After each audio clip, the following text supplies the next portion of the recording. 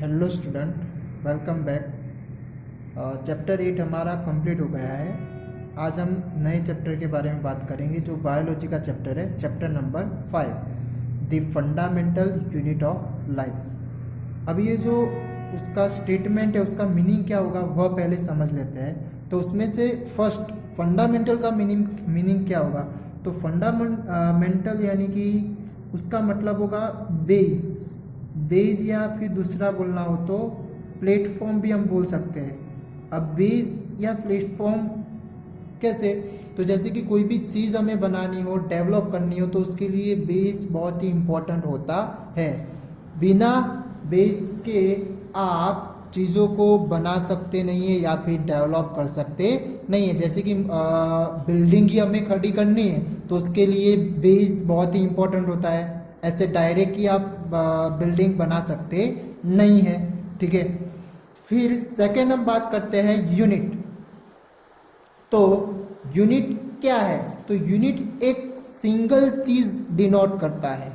Unit क्या है? एक सिंगल चीज डिनोट करता है जो कोई बड़ी चीज का छोटा सा पार्ट होगा। क्या होगा? कोई बड़ी चीज का छोटा सा पार्ट। जैसे कि मैं एक एग्जांपल दूं इसके लिए, पर्ल नेकलेस। तो जो पर्ल नेकलेस है वह कैसे बनाई जाती है? तो जो यानी कि मोतियों की माला, तो उसमें जो पर्ल है वो पर्ल लेकर क्या किया जाता है, उसे थ्रेड से अटैच किया जाता है, ठीक है। तो उससे पूरा क्या बनता है? पर्ल नेकलेस बनता है। क्या बनता है वह? Perl necklace. यानी कि अब उसमें से जो पर्ल रहा वह क्या डिनोट करता है? तो एक यूनिट के फॉर्म में वह डिनोट हो रहा है, यानी कि एक सिंगल चीज, ठीक है। तो अब ये पर्ल यानी कि हम नेकलेस में से बाहर निकाल देंगे तो उसका कोई शेप एंड साइज या फिर कलर चेंज होगा नहीं। यानी कि पर्ल अपने अंदर ही क्या है? कंप्लीट है। क्या है? वह अपने अंदर ही खुद कंप्लीट है, ठीक है। तो इसकी वजह से अब ये यूनिट में भी ऐसा है कि वह एक सिंगल चीज डिनोट करता है और इसी के साथ साथ वह कोई बड़ी चीज का छोटा सा पार्ट है जो खुद में ही क्या है? कंप्लीट है। ओके, तो यहां पर ये यूनिट के फॉर्म में क्या हो जाएगा? पर्ल हो जाएगा, जो एक नेकलेस का छोटा पार्ट है।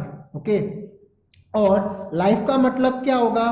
तो उसका मतलब होगा जीवन, ठीक है। अब ये तीनों को हम कंबाइन करें तो उसका मतलब क्या हो सकता है कि कोई ऐसा बेस या प्लेटफॉर्म जो खुद में ही कंप्लीट हो, ओके, और वो कोई बड़ी चीज का छोटा सा पार्ट हो और उसी से क्या बनती हो?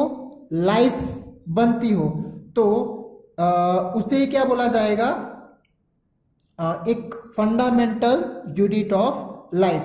क्या बोला मैंने?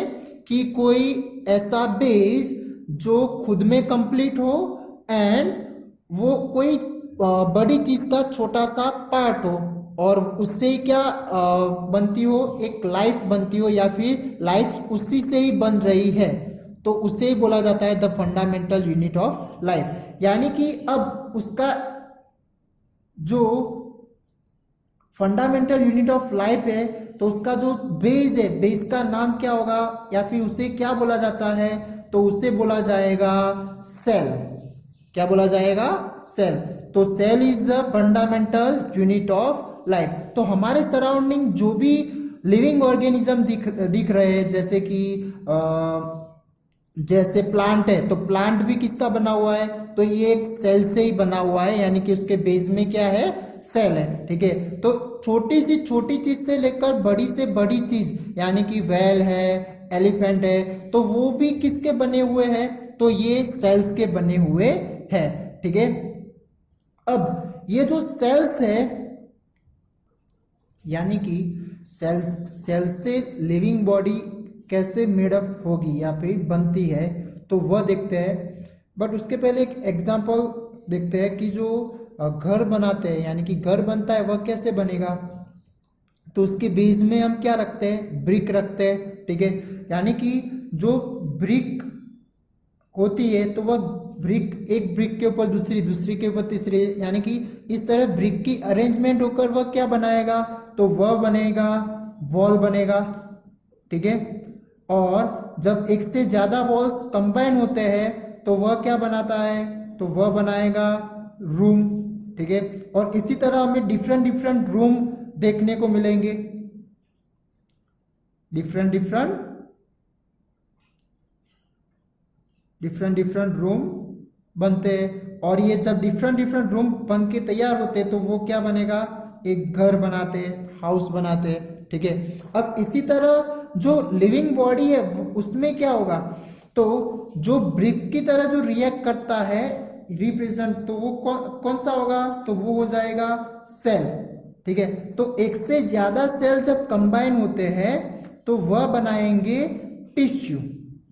क्या बनाएंगे, वह टिश्यू। टिश्यू एक किस तरह रिएक्ट करेगा, वॉल की तरह, ठीक है। जैसे एक ब्रिक है वह दूसरी ब्रिक के साथ जुड़ती है, दूसरी तीसरी, यानी कि इस तरह से सारी ब्रिक कंबाइन होकर क्या बनाया, वॉल बनाया ना। तो इसी तरह यहाँ सेल कंबाइन होकर क्या बनाएंगे, टिश्यू। और टिश्यू कंबाइन होकर क्या बनाते हैं, तो वह बनाएंगे ऑर्गन, ठीक है।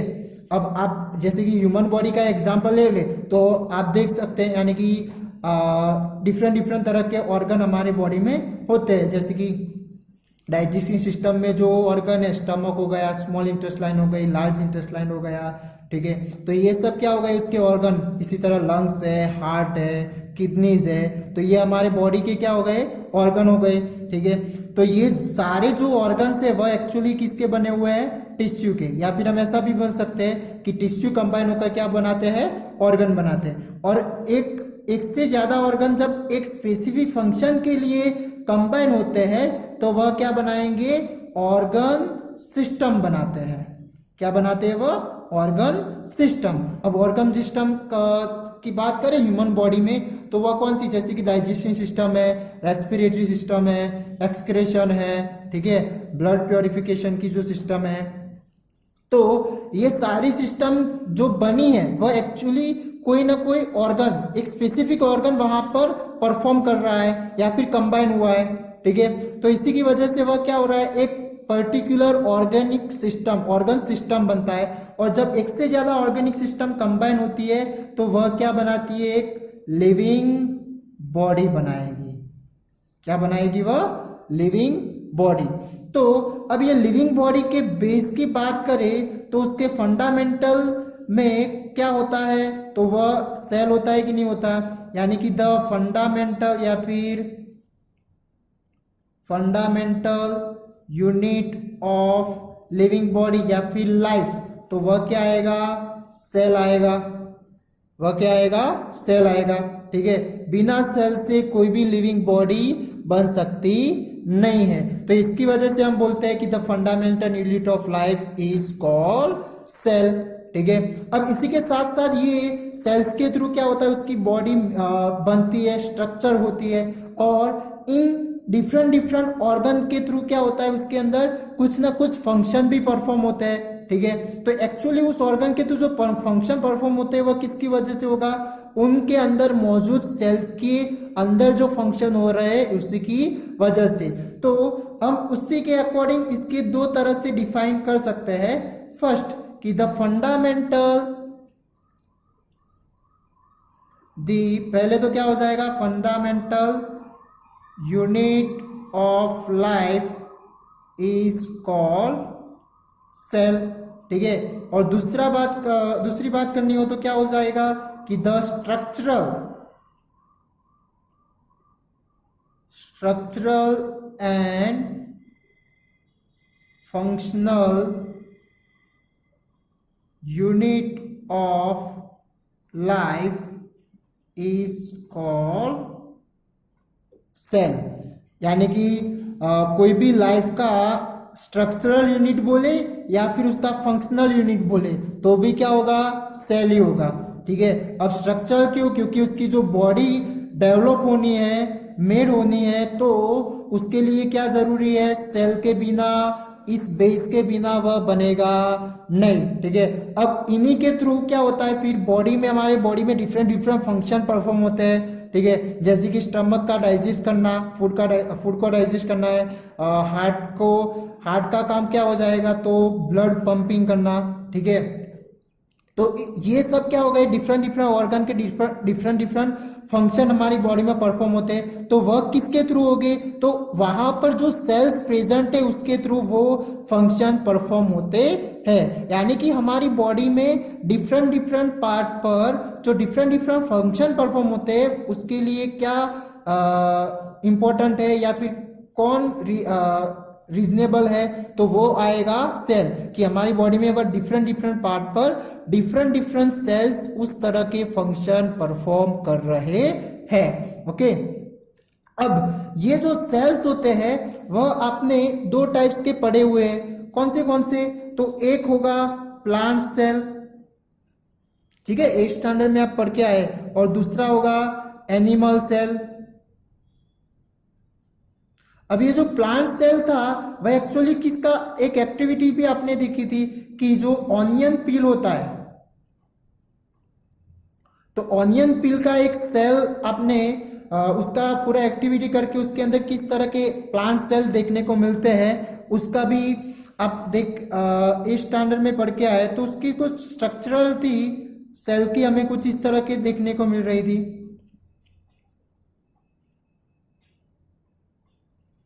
ठीक है।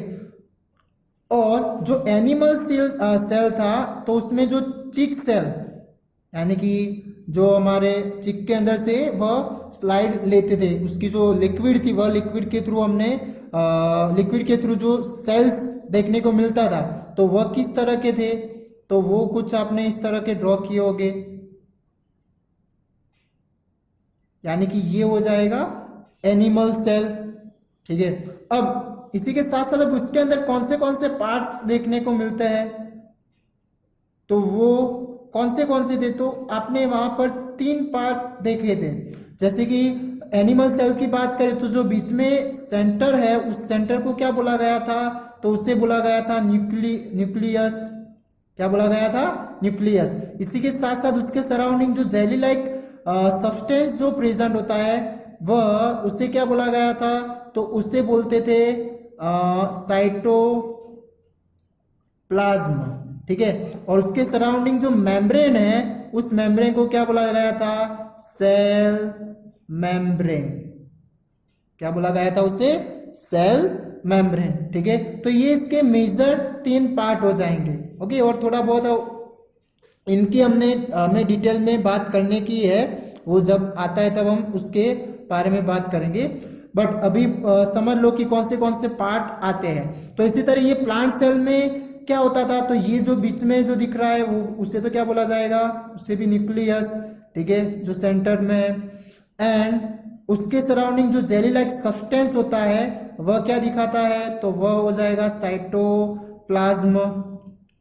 एंड उसके सराउंडिंग जो मेम्ब्रेन बनी हुई है उस मेम्ब्रेन को क्या बोला जाएगा, तो वह मेम्ब्रेन होती है प्लांट सेल में होगा सेल वॉल। ओके, और सेल वॉल के अंदर एक दूसरी मेम्ब्रेन होती है, उस मेम्ब्रेन को बोला जाता है सेल मेम्ब्रेन,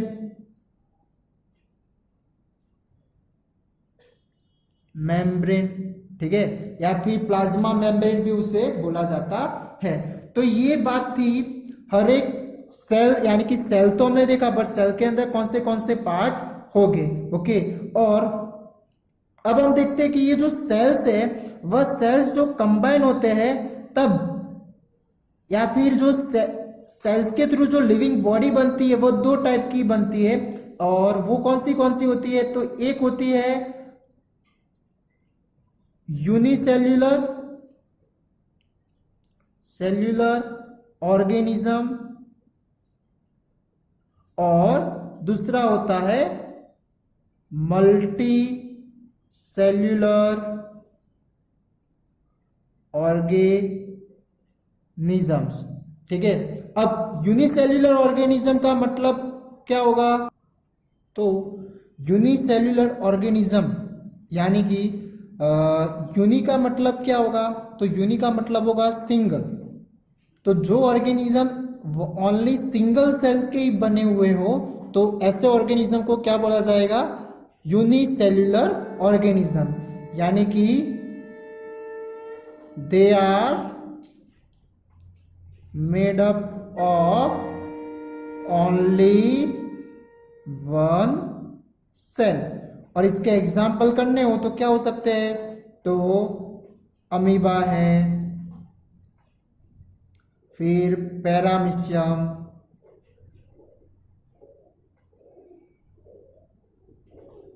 फिर जो बैक्टीरियाज होते हैं, एंड क्लेमिडोमोनास।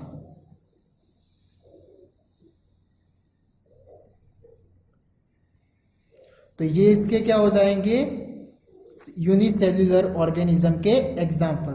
ये एनिमल है पैरामीशियम और अमीबा, यानी कि इसे देखना हो तो किससे, हम नेकेड आई से देख सकते नहीं है, क्योंकि जो सेल्स है वह माइक्रोस्कोपिक है, ठीक है, बहुत ही छोटा होता है, तो सेल्स को देखने के लिए माइक्रोस्कोप का यूज करना पड़ता है। और जो क्लेमिडोमोनास है वह प्लांट्स हो जाएगा, ठीक है। अब हम बात करते हैं मल्टी सेल्यूलर ऑर्गेनिज्म। तो मल्टी सेल्यूलर ऑर्गेनिज्म में क्या होगा, मल्टी यानी कि एक से ज्यादा सेल का बना हुआ हो, तो उसे क्या बोला जाएगा, मल्टी सेल्यूलर ऑर्गेनिज्म। तो they are made up of more than one cell, ठीक है, तो उसे क्या बोला जाएगा, मल्टी सेल्यूलर ऑर्गेनिज्म।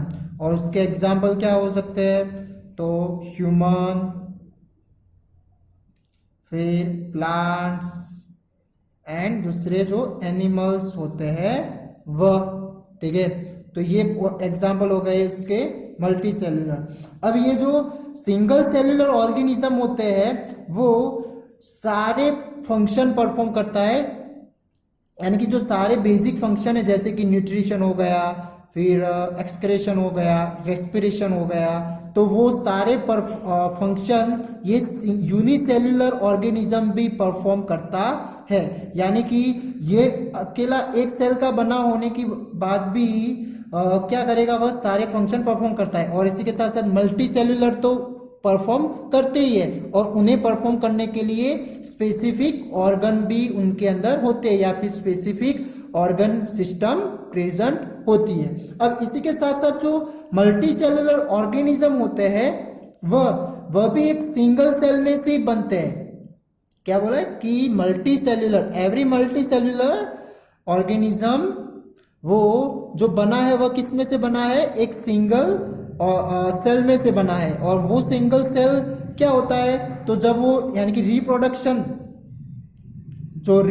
होता है तो उसमें जो जाइगोट बनता है, क्या, जाइगोट, तो ये जाइगोट एक क्या हो जाएगा, यानी कि जाइगोट में से पूरी मल्टी सेल्युलर ऑर्गेनिज्म डेवलप होती है, इसकी जो सेल डिवीजन होने के वजह से। ओके, अभी ये जाइगोट कैसे बनेगा, तो वह बनता है मेल रिप्रोडक्टिव सेल, जो कौन सा है, स्पर्म, ठीक है, ये आप इस स्टैंडर्ड में पढ़ चुके हैं। And the female reproductive cell, तो वो कौन सा हो जाएगा, ओव्यूम, या फिर उसे दूसरा बोलना हो तो एग।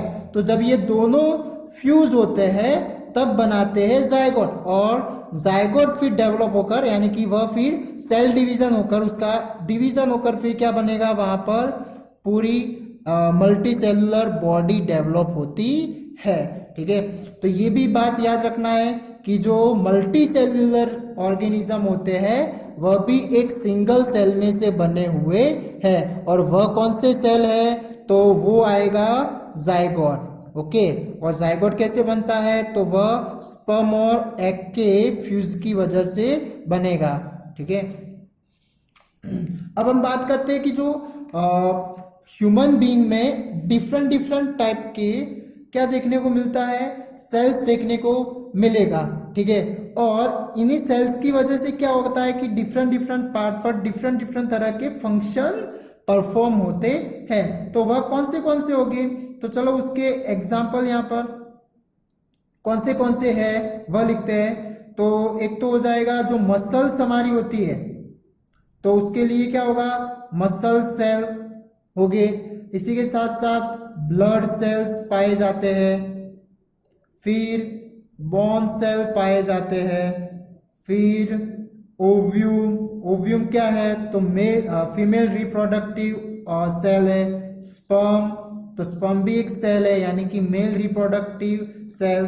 फिर फैट सेल एंड दूसरा होगा nerve cell.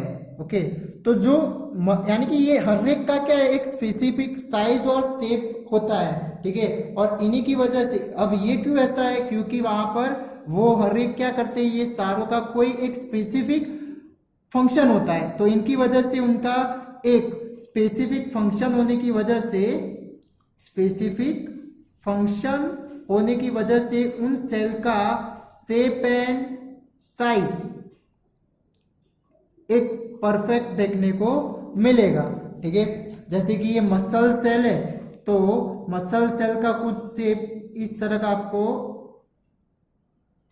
Smooth muscle cell जो होते हैं उसका आपको इस तरह से देखने को मिलेगा। तो मसल्स का काम क्या हो जाएगा हमारी बॉडी में, तो बॉडी को मूवमेंट करवाना, यानी कि जो हमारे जो पार्ट मूवमेंट होते हैं, एक्सटर्नल हो या फिर इनर पार्ट, जैसे कि हार्ट है तो वो क्या होता है, एक्सपांड एंड कॉन्ट्रैक्ट होता है, ठीक है। तो वो भी करने का काम किसका हो जाएगा, इस तरह के मसल सेल, यानी कि जो मसल सेल प्रेजेंट होते हैं उसी के वजह से उस तरह की मूवमेंट हमें बॉडी में देखने को मिलती है, ठीक है। तो वो मूवमेंट करवाने वाले जो सेल्स है, वो मसल सेल में एक जो स्मूथ मसल सेल होता है उसका शेप कुछ इस तरह का होता है। तो इसी तरह ब्लड सेल है, बोन सेल है, तो इनका भी एक स्पेसिफिक फंक्शन है और इनकी वजह से उनका क्या है, एक स्पेसिफिक शेप एंड साइज होता है, जो आप अपनी टेक्स्ट बुक में उनके डिफरेंट जो शेप है किस तरह से ड्रॉ किया जाता है वह आप अपने टेक्स्ट बुक में देख सकते हो, ठीक है। अब इसी के साथ साथ जो ह्यूमन बॉडी है वह सारे डिफरेंट ह्यूमन बॉडी के ह्यूमन बॉडीज उसके जो डिफरेंट पार्ट होते हैं उसमें क्या होगा, डिफरेंट फंक्शन परफॉर्म होते हैं। क्या होते हैं, डिफरेंट फंक्शन परफॉर्म होते हैं। जैसे कि एग्जांपल दूं, हार्ट टू पंप ब्लड, ठीक है। इसी तरह दूसरा स्टमक टू डाइजेस्ट फूड, ठीक है। तो इसी तरह जो भी हमारे बॉडी में पार्ट प्रेजेंट है तो उनके थ्रू क्या होता है, डिफरेंट फंक्शन परफॉर्म होते हैं। तो इस तरह के जो बॉडी के थ्रू, लिविंग बॉडी के थ्रू जो डिफरेंट पार्ट पर डिफरेंट फंक्शन परफॉर्म होते हैं उसे एक्चुअली क्या बोला जाता है, तो डिवीजन ऑफ लेबर। तो डिवीजन ऑफ लेबर का मतलब क्या होगा, जो बॉडी के थ्रू डिफरेंट पार्ट पर डिफरेंट फंक्शन परफॉर्म होते हैं उसे ही बोला जाएगा डिवीजन ऑफ लेबर। ओके, तो अब इसी तरह जो मल्टी सेल्यूलर ऑर्गेनिज्म है, ठीक है, तो जो भी उसके अंदर फंक्शन परफॉर्म होते हैं, बेसिक फंक्शन, जैसे कि न्यूट्रिशन हो गया, फिर रेस्पिरेशन हो गया, फिर डाइजेशन हो गया, ओके, या फिर एक्सक्रेशन हो गया, ठीक है। तो ये इसके कुछ बेसिक फंक्शन हो जाएंगे। और इसी के साथ साथ जो यूनिसेल्युलर ऑर्गेनिज्म होते हैं, कौन से, यूनिसेल्युलर ऑर्गेनिज्म, तो वो सारे परफॉर्म, जो मल्टी सेल्युलर में देखने को मिलते हैं वो सारे फंक्शन एक यूनिसेल्युलर ऑर्गेनिज्म भी परफॉर्म करता है, सिंगल सेल होने के बावजूद भी। ओके, जैसे कि अमीबा का आपने डाइजेशन देखा होगा आगे के स्टैंडर्ड में, ठीक है। तो वो भी क्या करता है, फूड को अपने अंदर लेता है और इसी के साथ साथ जो भी उसको नए यानी कि एनर्जी बनानी है तो वो एनर्जी भी बनाएगा और बाकी का जो बचता है वेस्ट मटेरियल उसे क्या कर देगा, एक्सक्रेट भी कर देता है। यानी कि अपनी बॉडी को डेवलप करने के लिए वह सारे फंक्शन परफॉर्म करता है एक सिंगल सेल होने के बावजूद भी। ओके, इसी की वजह से उसे क्या बोला गया है, सिंगल यूनिसेल्युलर ऑर्गेनिज्म बोला जाता है। ओके, तो आज हमने ये बेसिक इंफॉर्मेशन सेल के बारे में पढ़ा है। अब ये सेल्स किसने इन्वेंट किया था या फिर डिस्कवर किया था, वह अब हम नेक्स्ट टॉपिक में देखेंगे। ठीक है, थैंक यू।